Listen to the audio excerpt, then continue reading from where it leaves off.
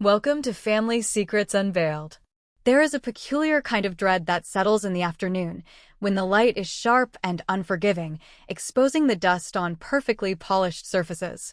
It's the kind of dread that questions reality itself, a silent hum beneath the floorboards of the mind. For Elara Vance, that dread had become a constant, unwelcome companion. Elara, at 46, was a woman defined by straight lines. She was an architect, and her life, like her blueprints, was designed for precision, for control. Her home, a minimalist structure of glass and steel overlooking a muted Oregon coastline, was her sanctuary. Or at least, it was supposed to be. The lines had begun to blur 6 months ago, after what her husband, Marcus, gently referred to as her episode. A breakdown. A moment where the stress of her demanding career, he said, had simply become too much. Since then, her meticulous mind felt permeable. Things slipped through. Dates, names, entire conversations. She would find herself in a room with no memory of why she had entered. Marcus, 52, was her opposite. He was soft where she was sharp. A landscape designer, he dealt in organic, sprawling beauty, the wild, untamable flora that contrasted with her cold, hard geometry. He was her anchor, the one who calmed her rising anxieties with herbal tea and patient, grounding smiles.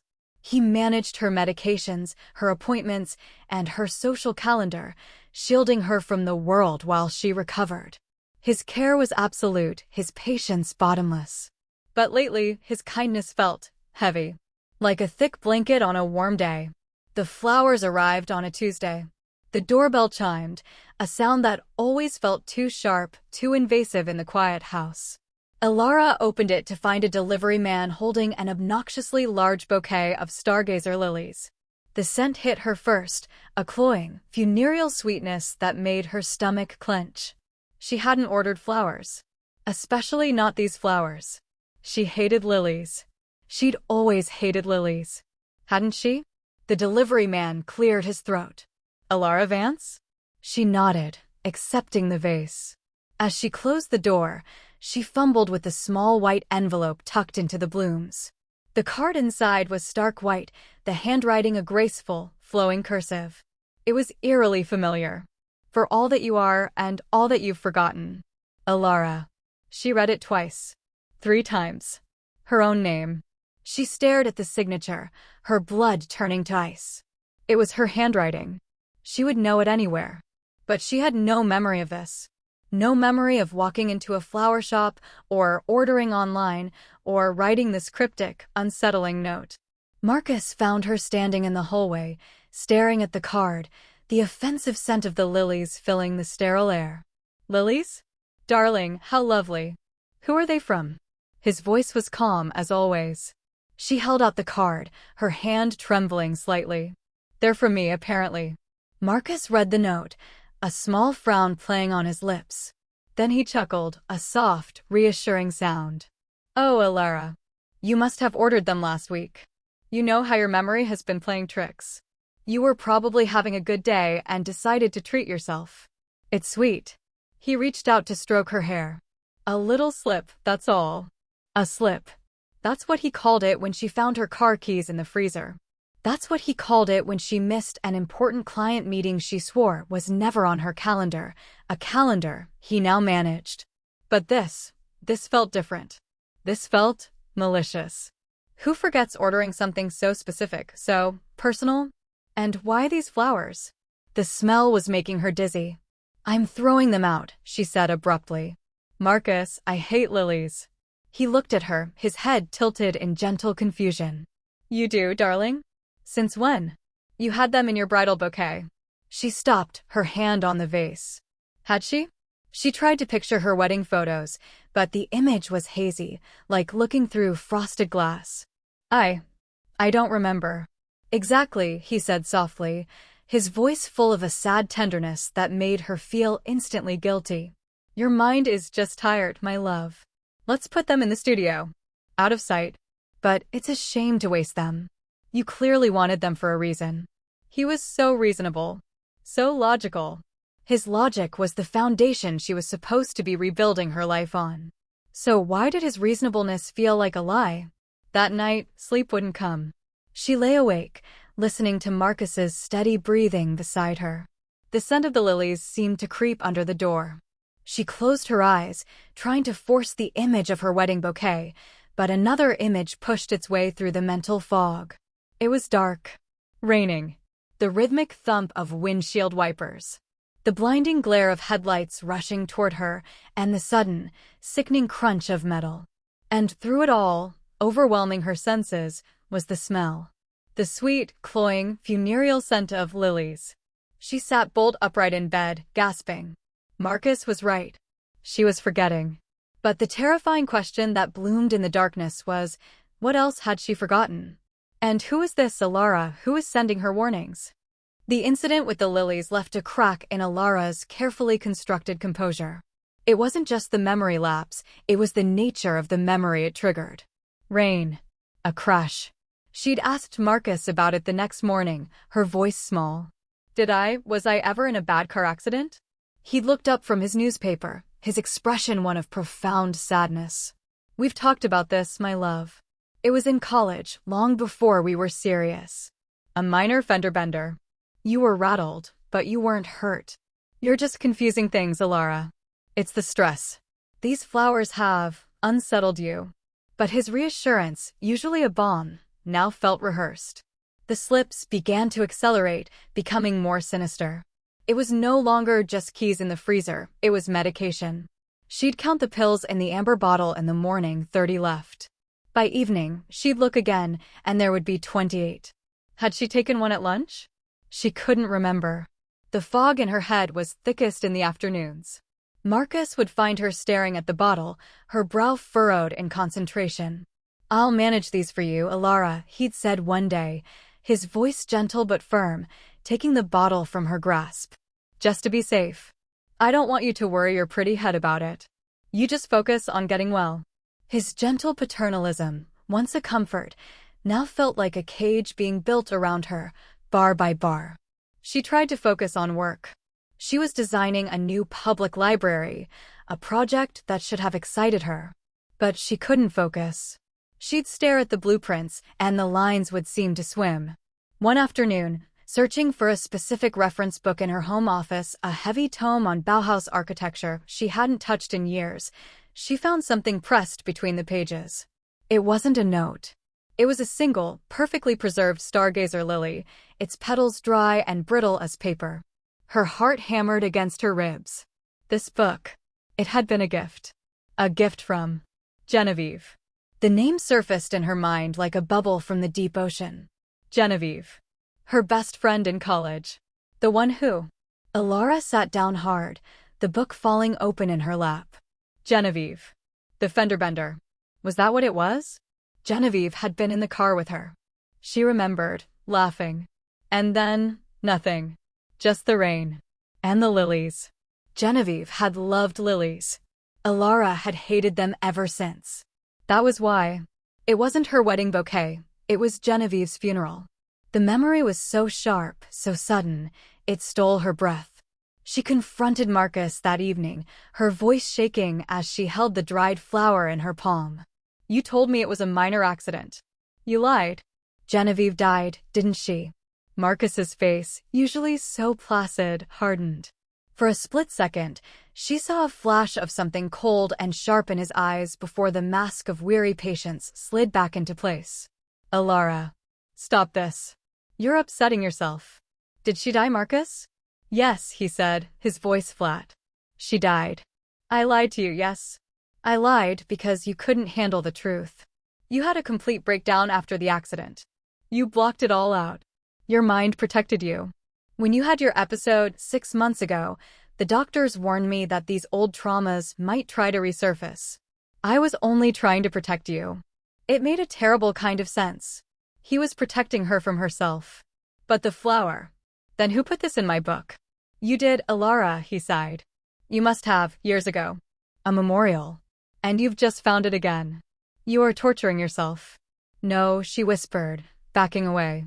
No, this is new. I can smell it. It smells like the flowers from Tuesday. That's impossible, he said, stepping toward her. Elara, you're not well. You're becoming paranoid. This obsession with Genevieve, it's not healthy. She wasn't good for you. The shift in his tone was chilling. It wasn't concern, it was anger. What do you mean? She was reckless. She encouraged your worst impulses. She always did. He took the flower from her hand. We're getting rid of all of this. No more lilies. No more talk of Genevieve. I'm calling Dr. Alistair. I think we need to adjust your medication. Elara retreated. He was right. She was mixing things up. Lilies. Genevieve. The crash. The flowers signed with her own name. It was a kaleidoscope of broken memories. She felt like a stranger in her own mind. The house, her sanctuary, now felt like a pristine museum of a life she wasn't actually living. And Marcus, her anchor, suddenly felt heavy. He wasn't holding her steady, he was pulling her under. She was trapped, not by her fragmented mind, but by the velvet-gloved hand of the man who claimed to love her most. She started to wonder if she was truly losing her mind, or if she was being skillfully, methodically, pushed into the dark. A new, cold resolve settled over Elara. If she was sick, she was sick. But if she was being manipulated, she was a fool. And Elara Vance was no one's fool. The shift happened on a Wednesday. Marcus had a meeting with a new client, a rare, all-day affair. He kissed her goodbye, reminding her to take her afternoon medication, which he'd left for her in a small porcelain dish. "I'll take it right after you leave," she smiled, her voice docile. The moment his car crunched down the gravel driveway, she scooped the 2 white pills from the dish and flushed them down the toilet. The fog in her head, she realized, wasn't just stress, it was sedation. She had been dosed, managed, and controlled. The question was, why? She needed answers, and she knew exactly where to find them. His office. The one room in the house that was always locked. Marcus claimed he needed the separation for his work, a quiet space free of distractions. She'd always respected his privacy. Today, she respected the truth more. She used a slim metal ruler from her own drafting table to slip the simple latch, a trick she'd learned in college, ironically, from Genevieve. The room was immaculate, just as she'd expected. Organized. But it smelled faintly of his cigar smoke and something else, something old, like dried paper. She went to his desk. Nothing. Just invoices for mulch and paving stones. His filing cabinet? Locked with a key she didn't have. Frustration mounted. She was running out of time. She scanned the room, her architect's eye looking for inconsistencies. The bookcase. It was full of landscape design books. But on the bottom shelf, behind a row of thick binders, was a small, wooden box. It wasn't a file box, it was a memento box. It wasn't locked. Her hands shook as she lifted the lid. Inside was not business. It was a life she never knew. Photographs. Dozens of them. Of a younger Marcus. And Genevieve. Not just friendly photos. Photos of them intertwined on a beach, his arms around her waist. Kissing under a pier, silhouetted against a sunset. Genevieve, vibrant and laughing, looking at Marcus with an adoration Elara had never seen directed at anyone but herself. They had been lovers. Before her? During? The timeline blurred. It didn't matter. He had lied about everything. Underneath the photos was a small, leather-bound journal. Genevieve's handwriting. Elara's heart stopped. She flipped to the last entry. The date, October 17th, 24 years ago. The day before the accident. The entry read, "Marcus is obsessed. He says Elara is too fragile, that she needs him. But I know what he is. He's a controller. He suffocates everyone he loves. I told him I'm telling Elara the truth about us and about what he did to his previous girlfriend, the one who mysteriously moved away. I'm telling her everything. He's coming over tonight to talk. He says he'll convince me not to. I'm scared. I wish Elara and I could just leave."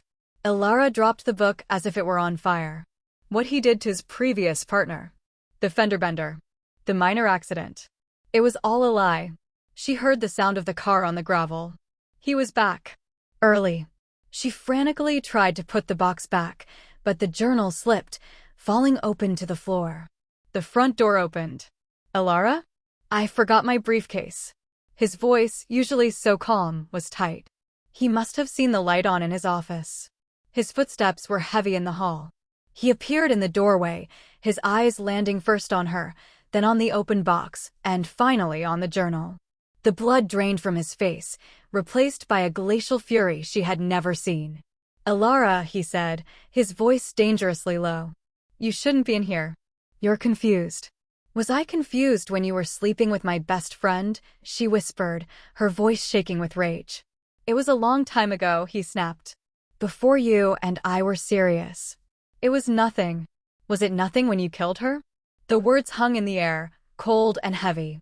Elara expected a denial, a justification, more lies about her sanity. Instead, Marcus let out a long, slow breath, and the mask of the gentle caregiver didn't just slip, he tore it off.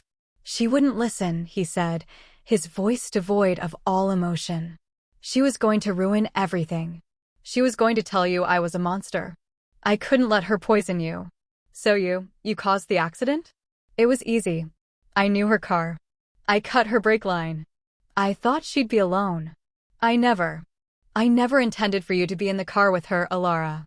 That was a complication. Elara's world tilted. I was in the car. Yes, he hissed. You were driving. When the brakes failed, you panicked and hit that embankment. Genevieve died on impact. You were barely scratched. But your mind, it just snapped. The perfect opportunity. You blocked it all out. All I had to do was nurture that amnesia. Medicate it. Keep you safe. Keep you mine. He stepped into the room. The flowers, that was my mistake. I send them to her grave every year. Private joke. I must have mixed up the addresses. When they arrived here, I had to adapt. Signing your name? That was just convenient. It fed the narrative that you were unwell. He smiled, a thin, cruel expression. And you believed it. You believed it all. Elara stared at the man who was her husband.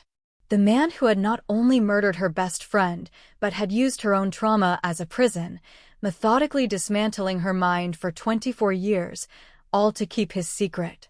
The episode 6 months ago wasn't a breakdown, it was her mind finally trying to break free, and he had responded by increasing the dosage, pushing her back down into the fog. You let me believe I was broken, she whispered, the horror of it settling in her bones. You were, Marcus said, taking another step. He was calm again, the horrifying calm of a predator who knows the cage is locked. You're fragile, Elara. Without me, you'd be gone. I gave you a life. A beautiful, safe life. This isn't a life, she retorted, her voice gaining strength. The fog was gone, burned away by the acid of the truth. This is a mausoleum. And you're not my protector. You're my jailer. She saw the shift in his eyes. He had lost control. The narrative he'd spent 2 decades writing was finished, and he knew it. Give me the journal, Elara, he said, holding out his hand. We can fix this. We can go back. You'll forget. I'll help you. No, she said. She held the journal tight to her chest. I won't forget again. He lunged. He was faster than she expected, his soft, doughy body moving with a sudden, desperate violence. He grabbed for the book, but Elara, the architect of straight lines, pivoted. She didn't scream. She didn't cry. The woman of precision saw the angles clearly for the first time in 2 decades. As he stumbled past her, she grabbed the heaviest thing on his desk, a solid brass award for excellence in landscape design. She swung it with all the force of her stolen years. It connected with the back of his head with a sickening, definitive crack. He crumpled to the floor, not unconscious, but stunned, groaning. When the police arrived, they found Elara Vance sitting calmly on her minimalist sofa, sipping a glass of water, Genevieve's journal open on her lap. Marcus was conscious, tied to his own drafting chair with a combination of power cords and zip ties from his garden shed. The truth, in all its ugly, complex detail, came out. The journal, the photographs, The years of prescriptions he'd filled, the testimony from the pharmacist about Marcus insisting on managing his wife's medication, it painted a picture not of a caregiver, but of a sociopath. Marcus was arrested. The law, after 24 years, couldn't easily prove the murder of Genevieve. The cut-break line was long gone. But they could, and did, charge him with unlawful imprisonment, the administration of a controlled substance without consent, aggravated assault, and a host of other charges that would ensure he would never see the outside of a prison wall again. Elara sold the house of glass and steel. The straight lines no longer brought her comfort, they only reminded her of the cage she had lived in. She moved to the city, to an old apartment with uneven floors and walls that held the stories of 100 other lives. Her memory, free from the chemical fog, returned in sharp, painful flashes. She remembered the crash. She remembered Genevieve's laugh turning into a scream. She remembered Marcus's face, not of a rescuer, but of an observer, watching from his car as the life bled out of his lover. Her life was not in ruins, it was, for the first time, her own. The dread was gone. The story of Elara Vance is a chilling reminder that the deepest, darkest family secrets are often not hidden in the shadows, but are displayed in plain sight, meticulously curated and disguised as love. What we uncover here at Family Secrets Unveiled is that the people closest to us often hold the keys to our darkest locks, or sometimes, they are the locks themselves. If this story resonated with you, and you want to continue exploring the hidden truths that lie just beneath the surface of everyday life, please show your support by liking this video, subscribing to our channel, and make sure you ring that notification bell. You never know what secrets we'll unveil next.